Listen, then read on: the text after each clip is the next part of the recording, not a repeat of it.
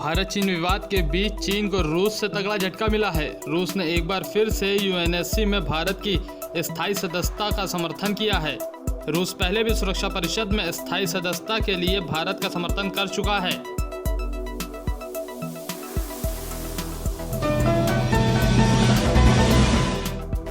विदेश मंत्री doctor S Jaishankar ने आज रूस, भारत और चीन के विदेश मंत्रियों की बैठक में बिना चीन का नाम लिए कहा कि नियम आधारित आदेशों को चुनौती दी जा रही है। उन्होंने कहा कि बड़े देशों को अंतर्राष्ट्रीय संबंधों में निश्चित नियमों का पालन करना चाहिए और एक दूसरे देशों के हितों का ध्यान रखना चाहिए। The Order of the Red Star, the medical mission led by Dr. Kotnis, was a legend in China.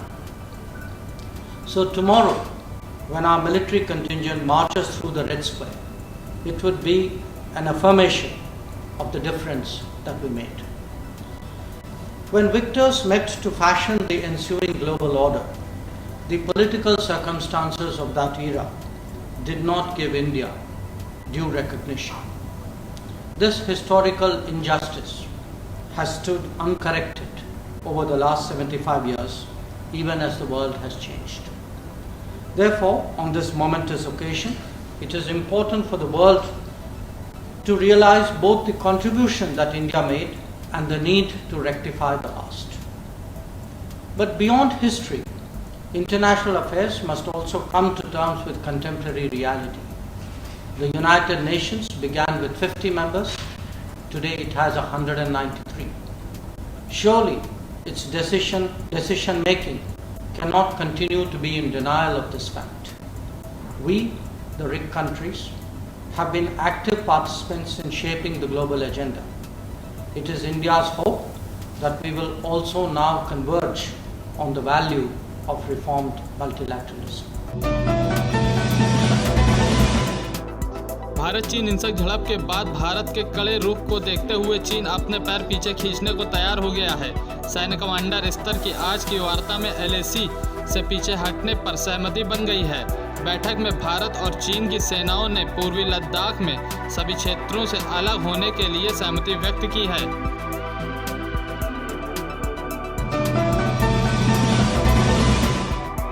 चीन के साथ तनाव के बीच सेना प्रमुख जनरल MM नरवणे लद्दाख पहुंचे। वह सबसे पहले लेह स्थित सैनिक अस्पताल पहुंचे, जहां घायल जवानों का इलाज चल रहा है। इससे पहले वायुसेना प्रमुख air chief marshal RKS Bhadauria ने रविवार को लद्दाख का दौरा किया था।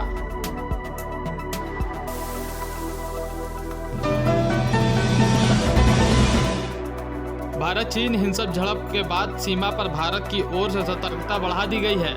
सिक्किम में चीन सीमा पर सिक्किम पुलिस के भारतीय रिजर्व बटालियन के जवानों को तैनात किया गया है। सिक्किम पुलिस के DIG रेंज प्रवीण गुरुंग ने बताया कि क्षेत्र में शांति है, लेकिन हमने एहतियात के तौर पर IRB के जवानों को उत्तरी सिक्किम में तैनात किया है। The background of our deployment is that, as you are aware, all of us are aware that there are some tensions building up in the Sino-Indian borders, and Sikkim being the sensitive border state, as a matter of routine exercise, we have deployed our armed forces in various locations of North and East Sikkim. Jammu Kashmir police के DGP Dilbag Singh ने पुलवामा जैसी घटना होने की आशंका जताई है। उन्होंने कहा कि जैश-ए-मोहम्मद एक बार फिर से कश्मीर घाटी में पुलवामा जैसी आत्मघाती हमला दोहराने की साजिश रच रहा है। उन्होंने कहा कि हम पूरी तरह से सतर्क हैं। See, they've always been planning to go in for some big action. You remember 28th of last month we were able to neutralize a very big vehicle-borne IED in Pulwama district. That was meant for an attack on the security forces. Luckily, our alert forces on ground, police, CRP, army together were able to detect it and neutralize the threat.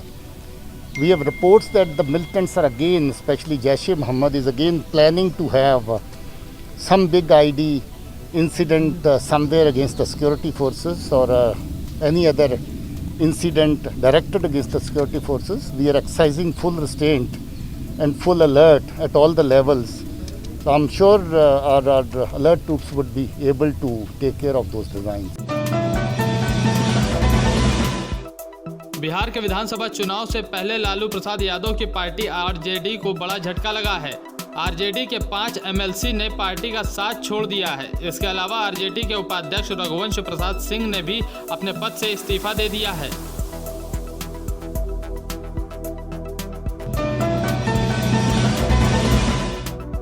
Bihar चुनाव के लिए BJP ने तैयारी शुरू कर दी है। BJP ने विधानसभा चुनाव के पहले अपनी नई प्रदेश से कार्य समिति की घोषणा कर दी है।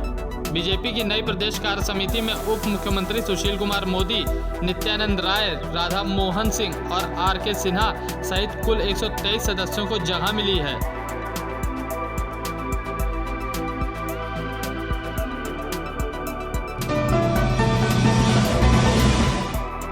बाबा रामदेव की कंपनी पतंजलि ने कोरोना की दवा बना लेने का दावा किया है। बाबा रामदेव ने आज इस दवा को लॉन्च किया है। उन्होंने कोरोनिल टैबलेट से कोरोना का मरीज ठीक होने का दावा किया है। रामदेव ने कहा कि कोरोना की दवा पर 2 बार ट्रायल हुआ है। रामदेव ने कहा कि 100 लोगों पर दवा का क्लिनिकल ट्रायल किया गया है। आज जिस कोरोना की दवाई कोरोनिल और स्वासारी को हम लॉन्च करने जा रहे हैं, इसके ऊपर हमने 2 ट्रायल किए। एक क्लिनिकल कंट्रोल स्टडी जो है दिल्ली से लेकर के, अहमदाबाद से लेकर के, मेरठ से लेकर के देश के कई शहरों में की गई क्लिनिकल कंट्रोल स्टडी।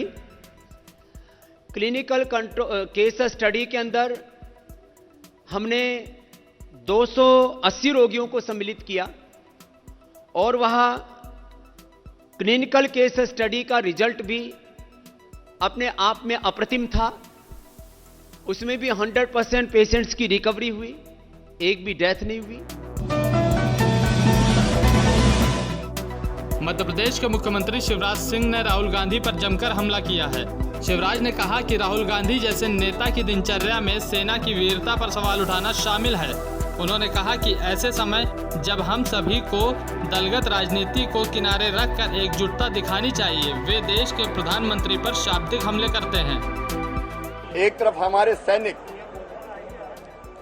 बलिदान कर रहे हैं सर्वोच्च, उन्होंने भारत माता का माथा गर्व से उन्नत किया है, और वहीं दूसरी ओर कहती हुए शर्म आती है एक राष्ट्रीय पार्टी के जिसने कई वर्षों तक देश में शासन किया, पहले अध्यक्ष रहे हुए राहुल गांधी जी उनको हतोत्साहित कर रहे हैं, वो सेना का अपमान कर रहे हैं। वो जिस तरह के कमेंट कर रहे हैं, कहते हुए लज्जा भी आती है और तकलीफ भी होती है। दिल्ली हिंसा की आरोपी जामिया छात्रा सफूरा जरगर को दिल्ली हाईकोर्ट ने सशर्त जमानत दे दी है। अदालत ने सफूरा को निर्देश दिया है कि वे ऐसी किसी भी गतिविधि में शामिल नहीं होंगी जिसमें जांच से बाधा आए। इसके अलावा अदालत ने सफूरा को लगातार जांच अधिकारी के संपर्क में रहने का आदेश दिया है।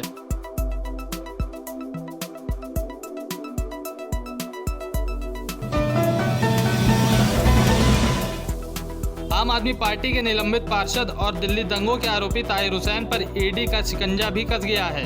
ईडी ने आज ताहिर हुसैन के उत्तर पूर्वी दिल्ली स्थित घर समेत कुल 6 ठिकानों पर छापेमारी की। ईडी ने ताहिर हुसैन के पीएफआई से संबंधों को लेकर छापेमारी की।